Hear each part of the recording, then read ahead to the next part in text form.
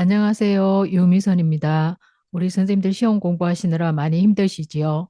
마음이 조급할수록 더 차분히 문제를 풀어야 됩니다. 그래서 이 기출 문제를 풀면서 교과서에 있는 내용을 다시 정리해보는 시간을 갖도록 하겠습니다. 오늘은 59번부터 80번까지 공부하는 시간을 갖도록 하겠습니다. 59번 재가 대상자의 가정에 정전이 발생했을 때 대처하는 방법은 1번 욕조에 물을 받아둔다. 2번 누전 차단기를 즉시 교체한다. 3번 두 손으로 벽을 짚으며 나간다. 4번 정전으로 해동된 식품은 다시 냉동한다. 5번 전기가 복구된 후에 가전제품 플러그를 콘센트에 하나씩 꽂는다. 정답은 5번입니다.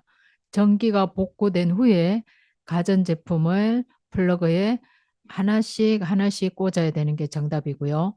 자, 1번에 있는 욕조에 물을 받아둔다는 정전이 아니고 수해가 발생했을 때죠. 다음에 2번 누전 차단기는 즉시 교체하는 것이 아니고 누전 차단기가 이상이 있는지 이상 유무를 확인한다가 먼저 들어가야 됩니다. 3번은 두 손으로 벽을 짚으며 밖으로 나가는 거는 정전이 아니고 화재가 났을 때 우리가 또 특히 밤에 화재가 나면은 이제 불도 이제 꺼질 수도 있잖아요. 이럴 때 밖으로 나가는 출구를 찾을 때 어디가 출구인지 모를 때 우리가 한 손은 코와 입을 잘 막고 한 손으로는 계속 벽을 짚어 나가는 그런 것이 교과서에 있죠. 그다음에 4번은 해동된 식품은 다시 냉동하는 것이 아니고 버리는 것이 정답입니다.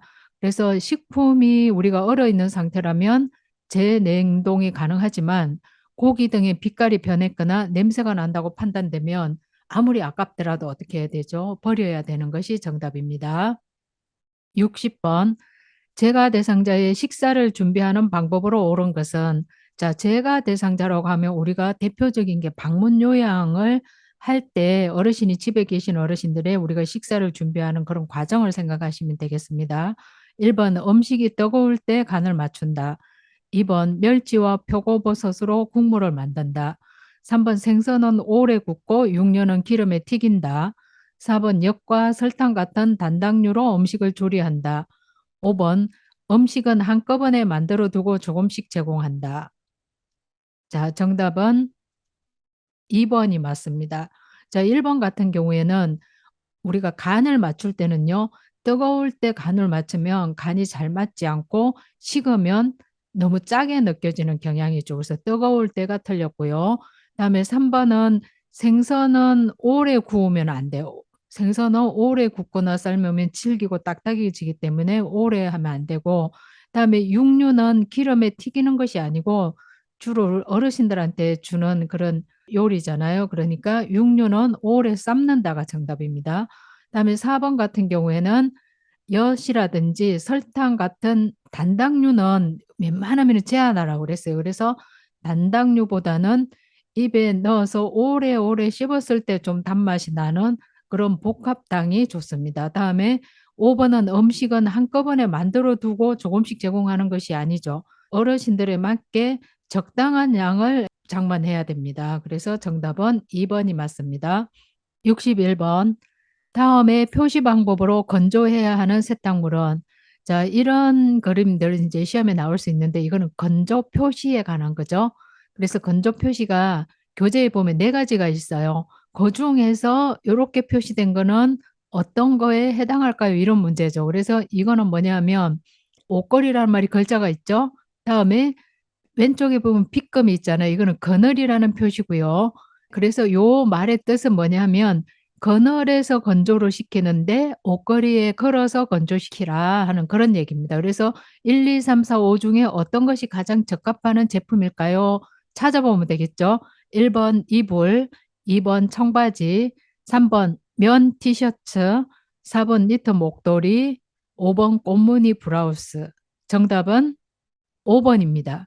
자, 꽃무늬 블라우스라고 하는 거는 일단은 뭐예요? 합성 섬유 어류고 색상이나 무늬가 있는 어류는 햇빛에 말리면은 변색이 될 수 있기 때문에 우리가 그늘에서 말려야 되니까 정답이 5번인 거고요. 2번에 있는 청바지 같은 경우에는 주머니 부분이 잘 마르도록 색이 바라지 않게 뒤집어서 말린다. 또 이때 지퍼를 열어둔다. 이런 말이 나오면은 건조하는 방법에서 청바지는 이렇게 찾아야 된다 하는 겁니다. 다음에 면 티셔츠는 햇빛에서 건조하는 게 좋겠죠. 다음에 4번에 있는 니트 목도리는 어디에서 건조하는 게 좋을까요?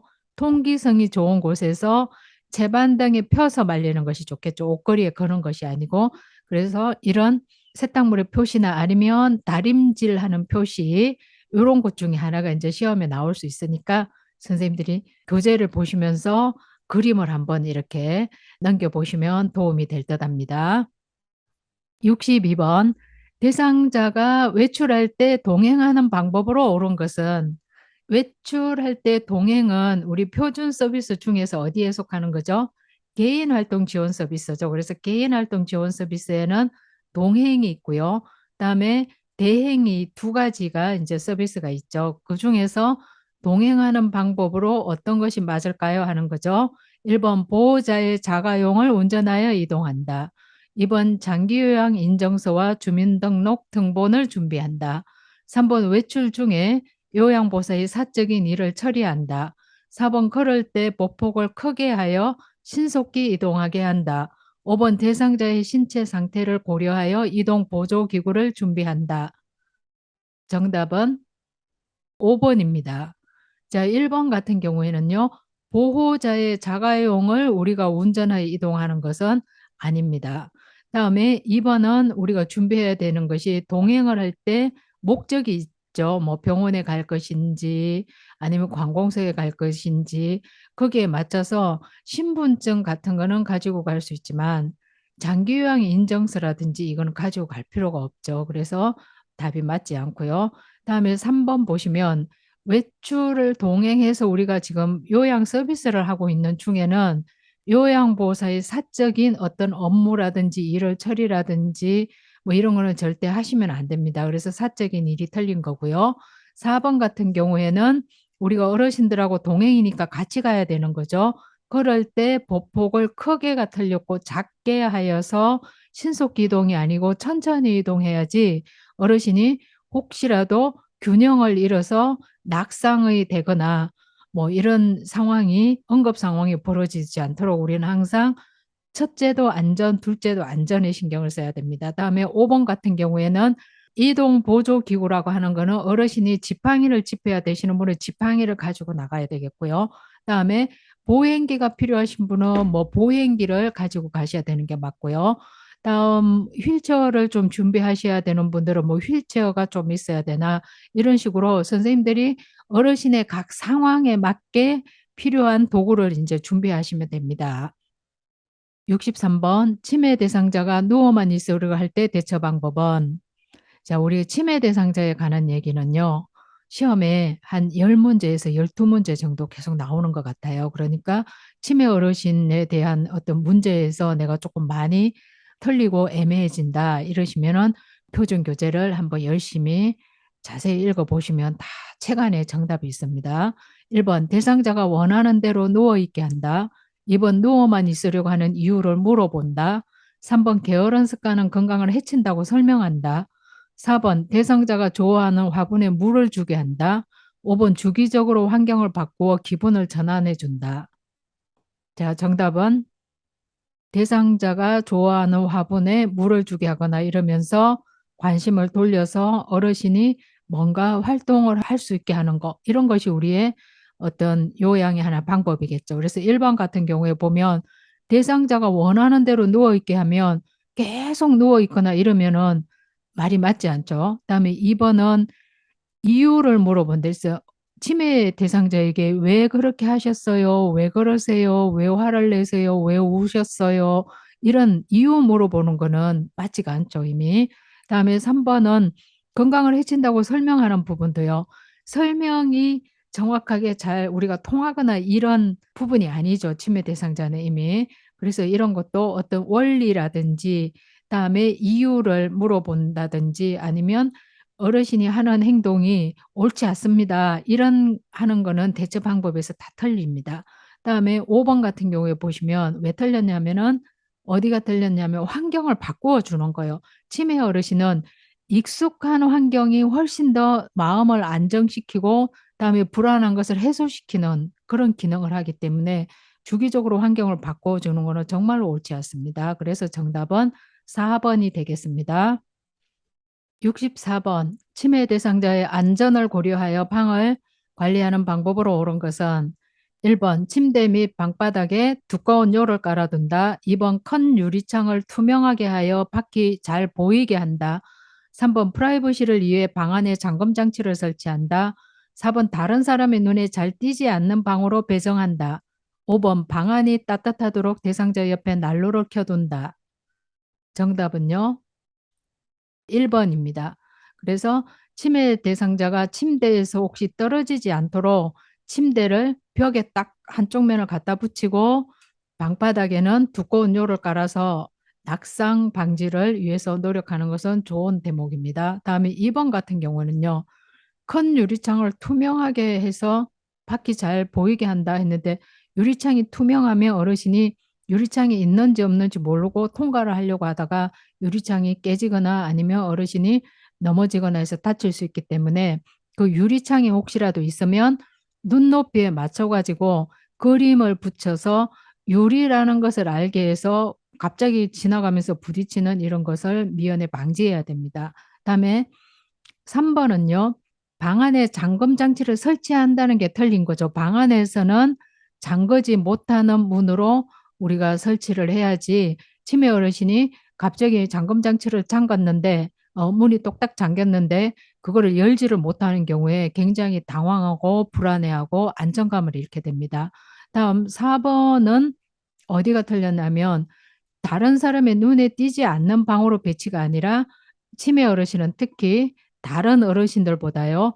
가족이나 요양보호사가 잘 관찰할 수 있는 곳에 그런 위치에 배치하는 것이 좋습니다. 다음에 5번 같은 경우는요. 치매 대상자 옆에 난로를 켜두는 것은 굉장히 위험할 수 있습니다. 안전을 따졌을 때. 그래서 정답은 1번입니다. 65번 시설 침해 대상자가 쓰레기를 모아 서랍에 감추는 행동을 반복할 때 대처 방법은 자 이거는 어떤 행동을 계속 무의미하게 반복할 때 우리 요양보호사 선생님들이 어떻게 대처해야 할까요? 하는 문제죠. 1번 행동이 멈출 때까지 기다린다. 2번 쓰레기는 비위생적이라고 설명한다. 3번 쓰레기 봉투를 사러 가자며 함께 나간다. 4번 쓰레기를 모아서 어디에 쓰려는지 물어본다. 5번 다른 대상자 앞에서 서랍을 열어 보이며 행동을 지적한다. 자, 정답은 3번입니다. 자, 1번 같은 경우에는요. 행동을 멈출 때까지 우리가 기다리면 언제 멈출지 모르는 거예요. 이거는 계속 반복하고 있는 거를 그대로 내버려 둔다는 뜻이죠. 그래서 틀렸고요. 그다음에 2번은 쓰레기는 비위생적이라고 우리가 설명을 해도 우리의 일상적인 상식이 치매 어르신한테 이미 통하지가 않습니다. 그래서 설명, 뭐 이유를 말해준다 이런 거 틀립니다. X. 다음에 3번 같은 경우에는 이제 뭐예요? 쓰레기 봉투를 사러 가자고 한다든지 이렇게 함께 밖으로 나가거나 이렇게 반복적으로 행동하는 데서 관심을 다른 곳으로 돌려서 반복 행동을 멈추게 하는 그런 좋은 뜻이죠. 다음에 4번 같은 경우에는 물어본다가 틀린 거죠. 어디에 쓰려고 물어본다. 어디에 가시려고 하냐, 어디에 뭘 쓰려고 하냐 이런 것도 다 틀린 말입니다. 그래서 어디 이것도 틀렸다고 보시면 되고요. 다음에 5번 같은 경우에는 치매 어르신이 특히 다른 대상자 앞에서 치매 어르신의 행동이라든지 이런 거를 우리끼리 뭐 말하거나 뭐 흉을 보거나 지적하고 이러면 어르신은 더 내가 불안해지고 치매 어르신 입장에서는 다음에 다른 사람들이 다 나를 공격한다고 생각할 수 있기 때문에 그 행동을 더 반복적으로 할 수가 있습니다. 그래서 정답은 3번이 되겠습니다. 66번 치매 대상자가 비누를 입에 넣으려고 할 때 대처 방법은 1번 비누를 진 손을 쳐서 뺏는다. 2번 무슨 맛이 날 것 같은지 물어본다. 3번 대상자가 좋아하는 호빵을 주면서 비누와 바꾼다. 4번 비누라고 설명하며 냄새를 맡아보게 한다. 5번 음식물이 아닌지 잘 구분해 보라고 말한다. 자, 이런 경우에는요. 비누를 원래 입에 넣으면은 안 되는 물건이잖아요.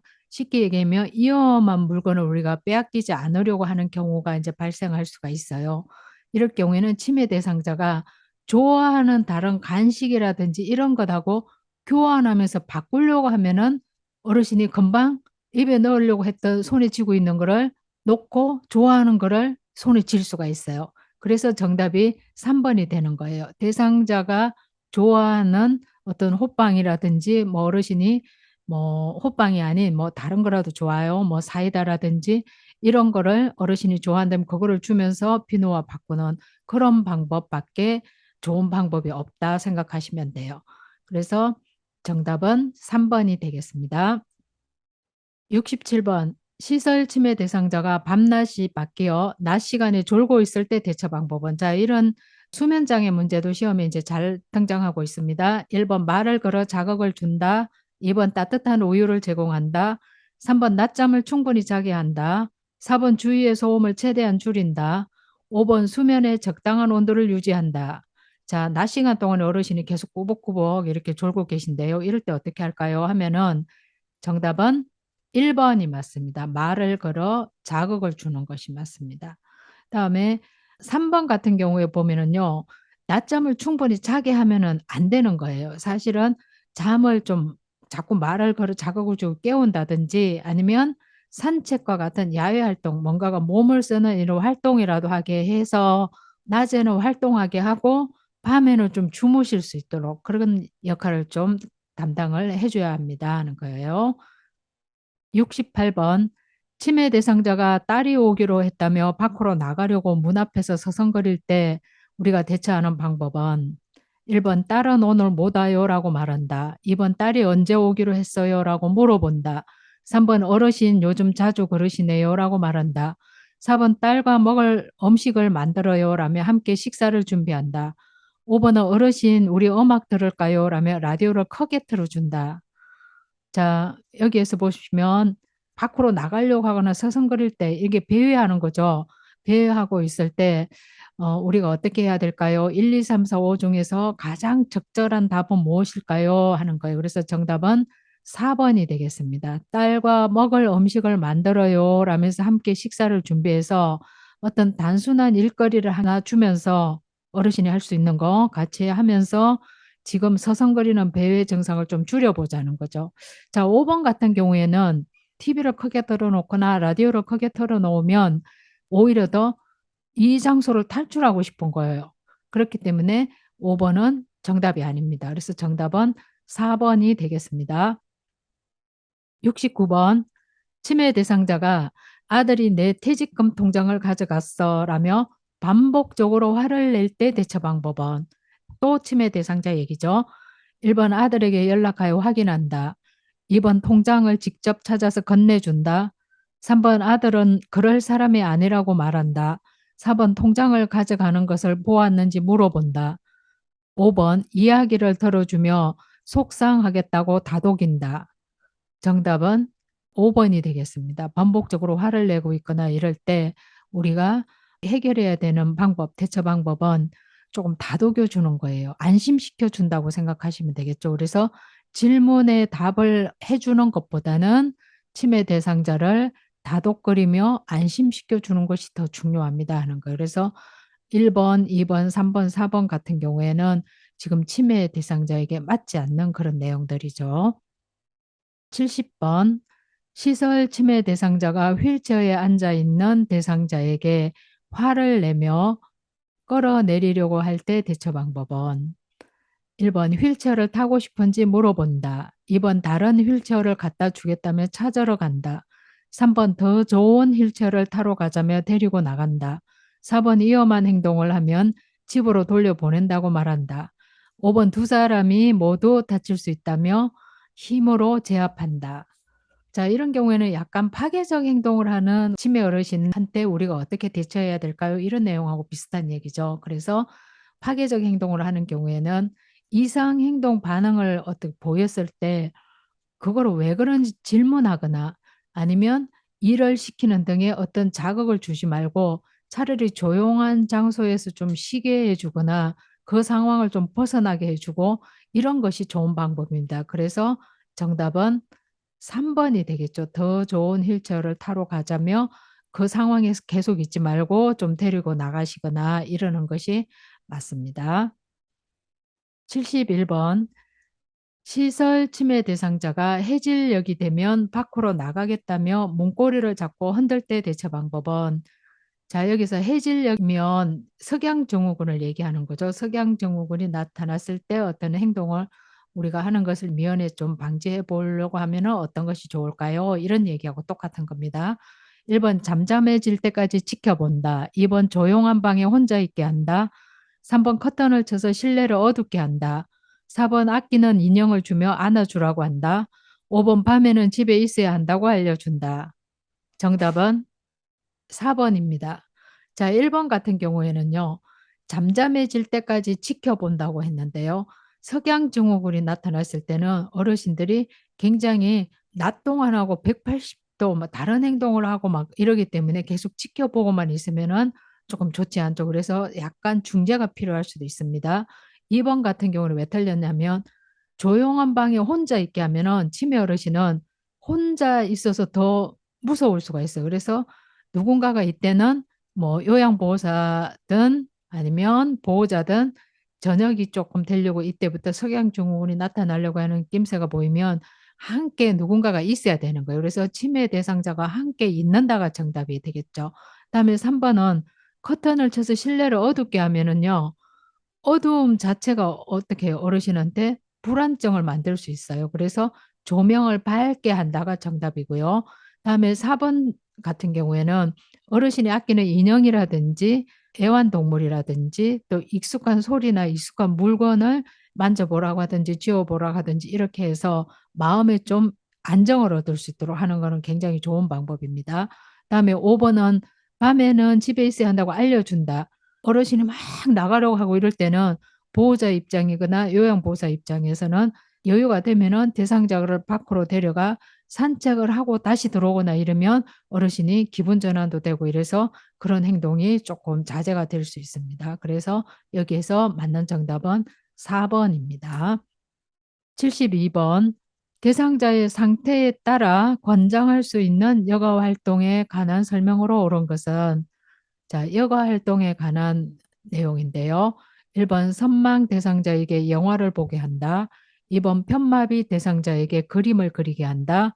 3번 관절염 대상자에게 배드민턴을 치게 한다. 4번 심근경색 대상자에게 등산을 하게 한다. 5번 치매 대상자에게 처음 가보는 길을 산책하게 한다. 자, 여기에서 문제를 보시면은요. 상태에 따라니까 어르신의 신체 상태나 기능에 따라서 맞는 것을 고르세요. 이 말하고 같죠. 그래서 정답은 2번이 되겠습니다. 일단은 편마비 대상자는요. 균형이 잘 맞지 않아서 신체에 집중되는 운동보다는 손으로 좀 뭔가가 그림을 그리거나 이렇게 약간 정적인 것을 여가 활동으로 배치해 주는 것이 훨씬 더 좋겠죠. 자, 1번 같은 경우에는 선망 대상자, 쉽게 얘기하면 헛것이 보이고 뭐 이런 어르신들한테 영화를 보게 하거나 이러면 어르신이 더 혼란이 오겠죠. 그래서 틀렸고요. 다음에 3번 같은 경우에는요. 관절염 대상자인데 배드민턴을 치게 하거나 이러면 관절에 무리가 오기 때문에 어르신이 통증을 더 유발하거나 이렇게 해서 더 힘들어지겠죠.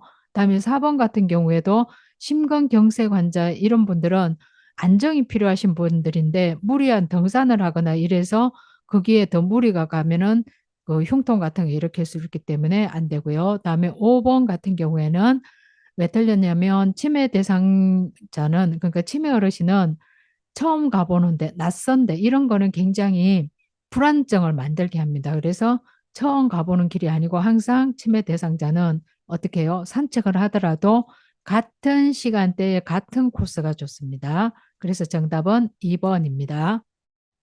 73번. 치매 대상자가 요양보호사의 얼굴을 잡고 우리 딸 일하고 왔어 라고 할 때 요양보호사의 반응으로 옳은 것은, 1번 엄마 잘 다녀왔어요. 2번 제가 누군지 자세히 보세요. 3번 어르신 제가 딸인 것 같아요. 4번 저는 딸이 아니라고 말씀드렸잖아요. 5번 저는 어르신을 돌보는 요양보호사예요. 자, 여기서 정답은 5번이 되겠습니다. 그래서 치매 어르신이 뭔가 환각 증상을 나타내는 경우 있죠. 예를 들면 뭐 헛것이 보이거나 아닌 것이 보이거나 아니면 요양보호사를 보고 뭐 딸이라고 하든지 이런 어떤 행동을 했을 때 우리가 어떻게 하는 것이 가장 좋을까요? 하는 내용이죠. 그래서 1번, 2번, 3번, 4번, 5번 중에서 치매 대상자의 감정을 우리가 잘 이해하고 좀 수용하고 있는 그런 말씨나 태도는 5번이죠. 그래서 치매 대상자의 감정을 이해하고 수용한다. 환각 증상이 있을 때는. 다음에 치매 대상자가 보고 들은 것에 대해서 아니라고 부정하거나 다투지 않는다. 이런 것들이 많이 도움이 됩니다. 74번. 다음 대화에서 요양보호사의 공감적 반응으로 옳은 것은 대상자, 나를 도와주던 요양보호사는 그만두었어요. 그 사람이 참 잘했었는데 요양보호사 어떻게 얘기한 것이 공감일까요? 하는 거죠. 이거는 교재에 404페이지에서 보시면 연습 문제 2번에 있는 내용하고 거의 유사한 겁니다. 1번 서로 적응될 때까지 기다리세요. 2번 그런 식으로 말하시니 제가 많이 서운하네요. 3번 제가 그 사람보다 경력이 많아 더 잘할 수 있어요. 4번 제가 마음에 들지 않으시면 다른 사람을 소개해 드릴까요? 5번 그 사람이 일을 참 잘하셨나 봐요. 저도 열심히 노력할게요. 자, 공감적으로 반응한 거는 정답이 5번입니다. 이런 거는 선생님들이 이제 잘 고르실 수 있죠. 공감이라는 게 뭐예요? 상대방이 하는 말을 상대방의 관점에서 우리가 이해를 하고 감정을 함께 느끼고 자신이 느낀 바를 전달하는 거죠. 그래서 상대방의 지금 감정은 뭐예요? 그죠? 우리 지금 새로운 요양보호사를 공격한다기보다 그 전에 했던 선생님에 대해서 아직도 정이 있는 거죠. 이랬을 때 우리가 그럴 수도 있겠구나 하고 인정을 해주면서 저도 열심히 노력할게요. 저도 잘할게요. 뭐 이런 표현들을 찾는 게 공감이죠. 74번 같은 문제는 별표 3개입니다. 75번 다음 상황에서 요양보호사가 나 전달법으로 반응한 것은 대상자 오늘 아침은 먹기 싫어서 안 먹었어. 요양보호사 어르신이 좋아하시는 청국장찌개였는데요.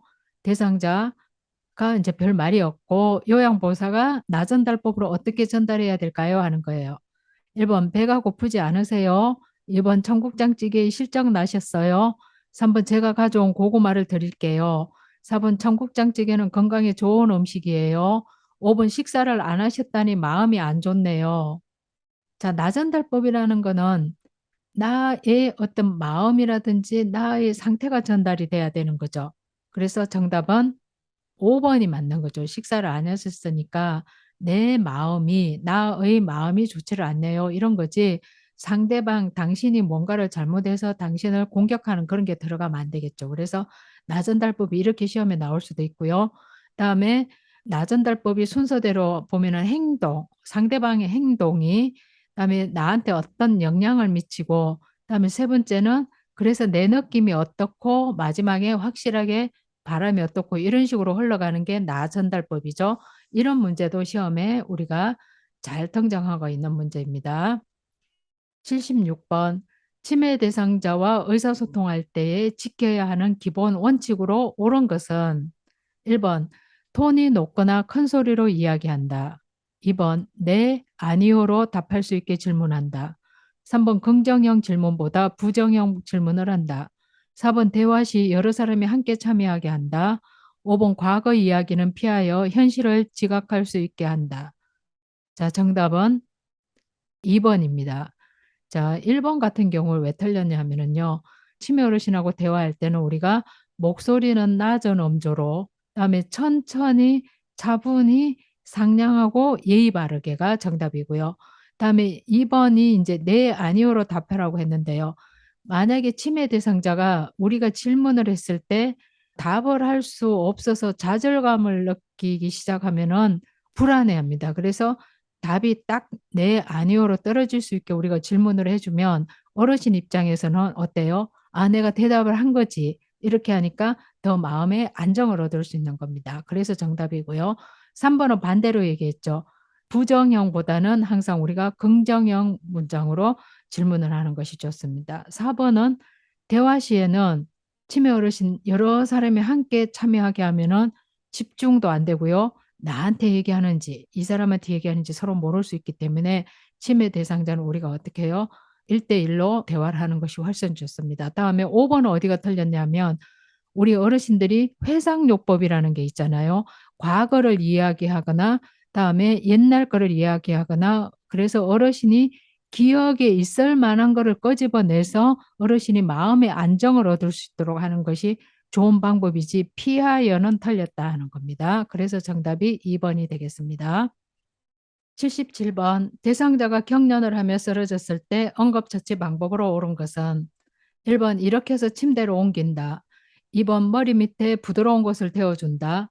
3번 머리를 뒤로 젖혀 기도를 확보해준다. 4번 경련이 끝날 때까지 팔다리를 붙잡아준다.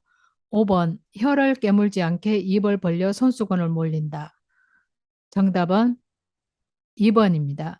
자, 1번은 어디가 틀렸냐면 경련을 일으켜서 쓰러진 대상자는 일으키거나 옮기시면 안 돼요. 그대로 신체를 그대로 펴두고 자, 2번처럼 머리 주변에 있는 어떤 날카로운 거나 이런 거는 치우고 머리를 부딪히면 안 되기 때문에 머리 밑에 부드러운 것을 대어주는 게 좋고요. 다음에 3번은 어디가 틀렸냐면 머리를 뒤로 젖히는 것이 아니고 얼굴을 약간 옆으로 돌리거나 살짝 돌려놓고서 기도를 유지하는 것이 좋습니다. 다음에 4번 같은 경우에는 어디가 틀렸겠어요?